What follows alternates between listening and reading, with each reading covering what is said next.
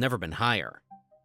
So, in today's video, let's go over what did Israel Eto yung nakakatakot yan, eh, yang away ng Iran at saka Israel. Mag-uugat-ugat yan, parang yang ano, ugat ng, puno, mag-uugat-ugat yan. Tapos ang ginagawa pa nila dun sa mga shipping, yung mga malalaking barko na nagdadala ng mga pagkain, ng iba't ibang pangangailangan para mabuhay, hina-hijack pa nila.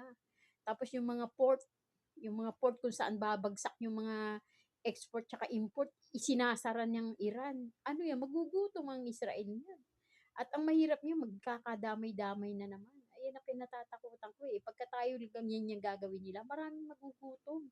Physically, maraming magugutom. Kaya kailangan talaga natin kumapit sa salita ng Diyos. Spiritually, makasurvive tayo. Kahit spiritual, busog, at kahit gutom ang physical, basta busog ang spiritual, makaka